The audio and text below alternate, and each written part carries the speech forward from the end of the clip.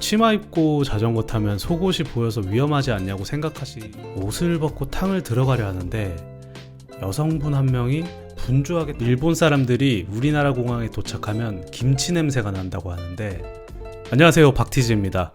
오늘 할 얘기는 제가 일본에 10년 살면서 겪은 컬처 쇼크입니다. 바로 시작할게요. 첫 번째로 자전거 문화입니다.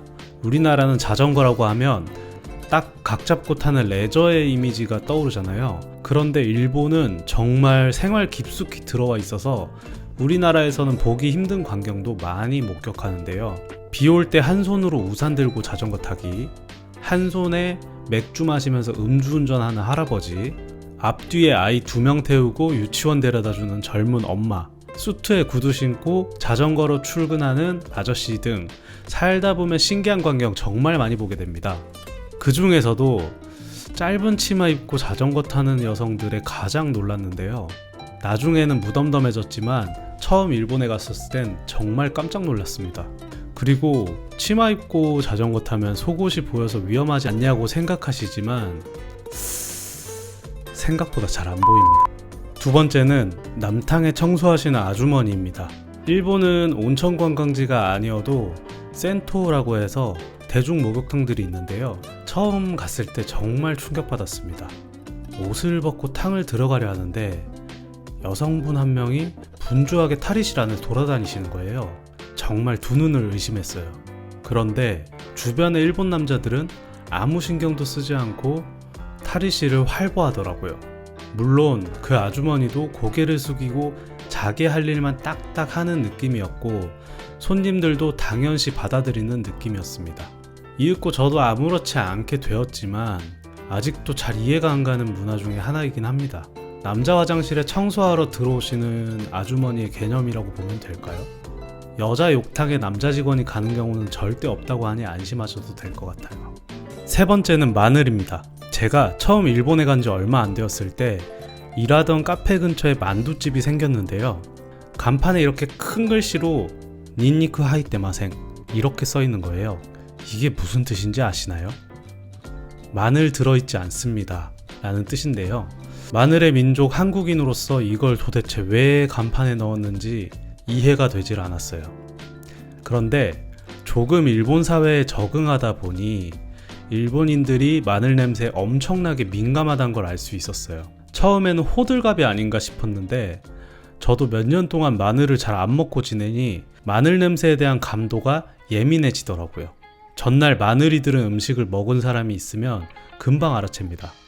그래서 말을 해야 하는 서비스직이나 회사 다니는 직장인들은 평일에 마늘을 잘 먹지 않습니다. 그걸 알고 보니 저 간판의 의미는 평일에도 먹을 수 있는 교자라는 뜻이었던 거예요. 일본 사람들이 우리나라 공항에 도착하면 김치 냄새가 난다고 하는데 그건 비하하려는 것이 아니고 정말 많은 냄새가 납니다. 저도 2년 정도 한국에 안 들어왔을 때가 있는데 그때 깨달았어요. 아, 이 냄새를 말하는구나. 그렇다고 일본인들이 마늘을 싫어하는 건 또 아니에요. 어떻게 보면 조금 불쌍합니다. 이 맛있는 걸. 네 번째는 연락의 빈도입니다. 이건 꼭 연인 사이의 연락뿐만 아니라 친구나 전반적인 인간관계에 걸친 이야기인데요. 일본은 답장이 늦는 것이 디폴트입니다. 우리나라 기준으로 보면요. 물론 사람마다 차이도 있고 지금은 다 라인을 사용하기 때문에 조금 빨라진 편이지만요. 우리나라처럼 티키타카로 문자를 주고받을 수 있는 사람은 거의 없을 겁니다. 아직도 편지 쓰듯이 장문으로 하루에 한 번씩 회신 주는 사람도 있고요. 이거 답답해 미칩니다. 나도 장문으로 답장해야 할 것 같거든요. 연인 관계에서는 만남의 빈도도 우리나라보다 훨씬 적은 느낌이에요. 실제로 제 친구들 중에는 한 달에 한 번이면 충분하다, 2주에 한 번이면 충분하다라고 말한 사람도 있었습니다. 개인적으로 한 달에 한 번 볼 거면 1년에 12번 만나는 건데 왜 사귀는지 잘 모르겠지만 저렇게 만나도 결혼해서 잘 살기도 하고 사람에 따라서는 연인과 매일 라인을 하지 않는 경우도 꽤 있고요. 그만큼 개인적이라고 해야 할지 저도 처음에는 모든 사람의 연락 템포가 느리니 답답해 죽을 것 같았는데 적응되고 나니 저도 그렇게 느긋해지면서 나름 편했던 것 같아요. 다섯 번째는 파친코입니다. 일본은 파친코가 합법이죠. 쉽게 말해 카지노에 있는 슬롯 머신이 시골 동네 어딜 가도 있다는 점인데요. 점포가 정말 많습니다. 저는 개인적으로 재미를 느끼지 못해서 빠지진 않았지만 아저씨, 아줌마, 심지어 대학생들까지 파친코에 빠져 사는 사람들이 정말 많습니다. 물론 돈을 딴다는 도박적인 면도 있지만 주말에 파친코에 앉아서 그냥 담배 피고 시간 보내는 용도로 이용하는 사람도 많고 기계가 다양해가지고 취미의 영역이라고 해도 될 정도입니다. 우리나라에선 파친코 하면 도박이라는 부정적인 느낌이 강한데 일본 접근성이 너무 좋아서 많이 놀랐습니다. 마지막으로 소개할 컬처 쇼크는 바로 인사입니다. 제가 우스갯소리로 친구들한테 야, 비둘기처럼 고개를 끄덕이고 다니면 더 일본인 같을걸? 이렇게 말을 하는데요. 그만큼 가벼운 목례부터 아리가또 고자이마스 라는 인사말까지 정말 인사를 잘합니다. 이건 예의 바르다는 의미에선 기분 좋아지는 일이지만 해야 하는 입장에선 조금 강압적인 사회 분위기도 있어서 불편할 때도 있습니다. 예를 들면 엘리베이터의 버튼 쪽에 서게 되면 마지막 사람이 내릴 때까지 열린 버튼을 누르고 있거나 인사를 하면 또 가볍게 받아줘야 합니다. 너무 당연시되어서 내가 먼저 내리면 좀 이상한 느낌이죠.